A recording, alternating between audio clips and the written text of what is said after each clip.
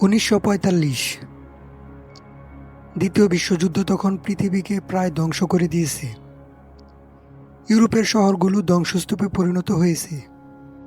লক্ষ লক্ষ মানুষ মারা গেছে, লক্ষ লক্ষ মানুষ আহত হয়ে হসপিটালের বেডে কষ্টের সময় পার করছে। চারদিকে শুধু যুদ্ধ, মৃত্যু আর আতঙ্ক। কিন্তু পৃথিবী তখনও জানত না সবচেয়ে ভয়ঙ্কর অধ্যায়টি এখনও বাকি। আমেরিকার তৈরি এক অস্ত্র, যার শক্তি আগে পৃথিবী কখনো দেখেনি। একটি মাত্র বোমা, যা পুরো একটি শহরকে কয়েক সেকেন্ডে মুছে দিতে পারে। আর সেই অস্ত্রের প্রথম লক্ষ্য ছিল জাপান।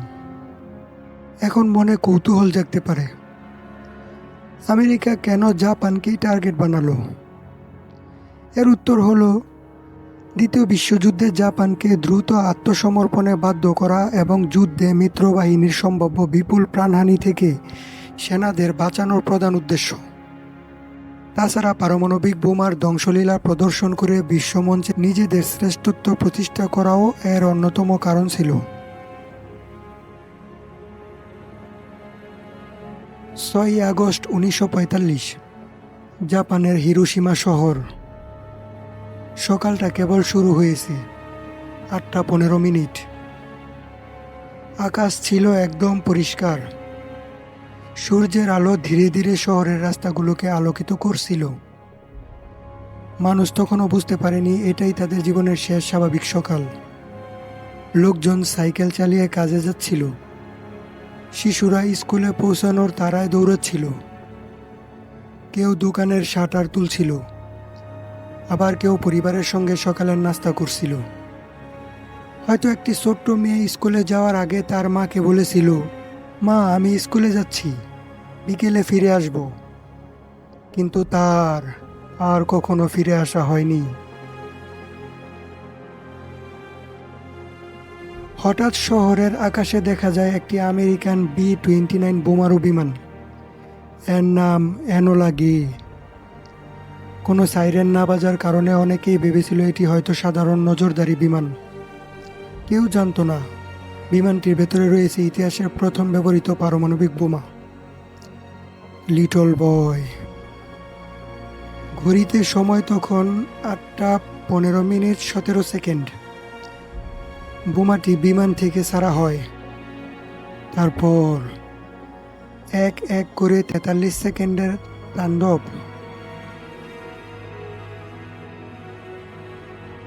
মাত্র 43 সেকেন্ড পর পৃথিবীর মানচিত্রে হঠাৎ যেন পরিবর্তন শুরু হয়। একটি শহর যেন মানচিত্র থেকে মাত্র কয়েক সেকেন্ডে হারিয়ে গেল। যেন এই শহর পৃথিবীর কোনো শহর নয়, যেখানে কোনো প্রাণ নেই, প্রাণী নেই। এজন্য অন্য কোনো গ্রহের মতো প্রাণশূন্য একটি গ্যাসীয় গ্রহ। কি হয়েছিল সে সময়? হঠাৎ একটি অন্ধকারাচ্ছন্ন সাদা আলো পুরো শহরটিকে ঢেকে ফেলে। এত তীব্র আলো যেন কয়েক মুহূর্তের জন্য সূর্য পৃথিবীর খুব কাছে নেমে এসেছে। তারপরই ঘটে এক ভয়ঙ্কর বিস্ফোরণ। তাপমাত্রা কয়েক হাজার ডিগ্রি সেলসিয়াসে পৌঁছে যায়। অনেক মানুষের শরীর মুহূর্তেই ছাই হয়ে যায়। বাড়িঘর কাগজের মতো উড়ে যেতে থাকে। লোহার কাঠামো গলে যায়, রাস্তা আগুনে ভরে যায়। বিস্ফোরণের শক্তি এতটাই ভয়ঙ্কর ছিল যে মানুষের ছায়া পর্যন্ত দেয়ালে স্থায়ীভাবে আটকে ছিল।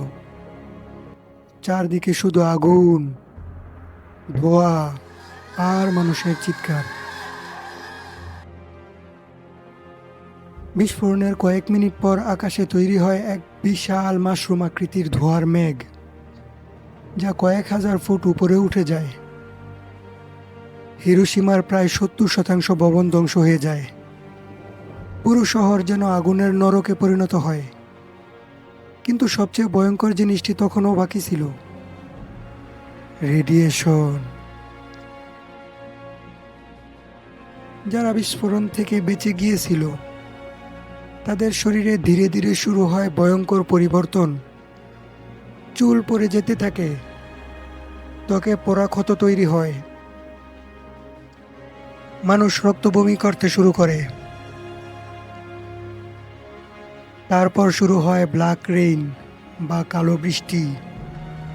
আকাশ থেকে পড়তে থাকে কালো রেডিও অ্যাক্টিভ পানি, যা আরও শত শত মানুষকে অসুস্থ করে তোলে।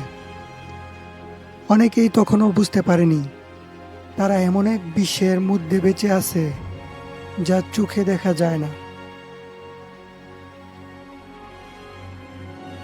কিন্তু এখানেই শেষ নয়। এর ঠিক 3 দিন পর 9 আগস্ট 1945 জাপানের আরেকটি বড় শহর নাগাসাকি।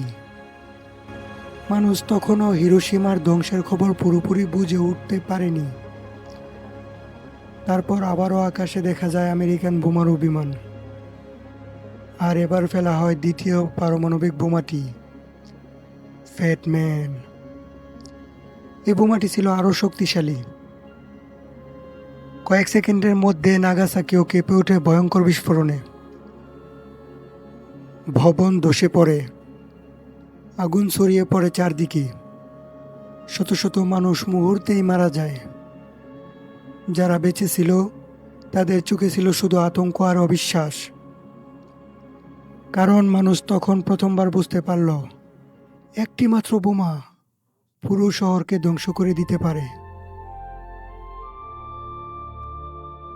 এই দুই হামলায় তাৎক্ষণিক এবং পরবর্তী সময় মিলিয়ে মারা যায় 2 লক্ষেরও বেশি মানুষ। শিশু, নারী, বৃদ্ধ, যাদের বেশিরভাগই যুদ্ধের সঙ্গে কোনো সম্পর্ক ছিল না। এর কয়েকদিনের মধ্যেই জাপান আত্মসমর্পণ করে। দ্বিতীয় বিশ্বযুদ্ধের সমাপ্তি ঘটে।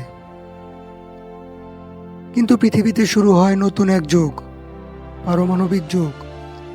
এরপর শুরু হয় ভয়ঙ্কর অস্ত্র প্রতিযোগিতা।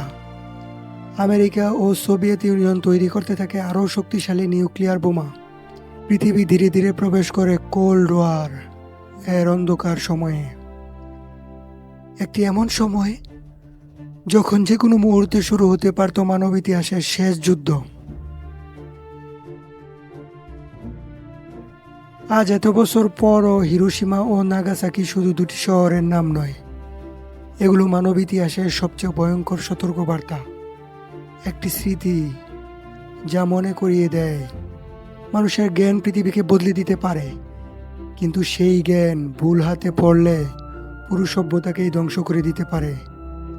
আর হয়তো এই কারণেই আজও হিরোশিমার সেই সকাল পৃথিবীকে ভয় পাইয়ে দেয়। আপনি যদি এমন আরও রহস্যময়, ঐতিহাসিক এবং অবিশ্বাস্য সত্য ঘটনা জানতে চান, তাহলে ভিডিওটিতে একটি লাইক দিন, চ্যানেলটি সাবস্ক্রাইব করুন আর বেল আইকনটি অন করে রাখুন। কারণ ইতিহাসের অন্ধকারে এখনও লুকিয়ে আছে অনেক অজানা গল্প। ধন্যবাদ সবাইকে।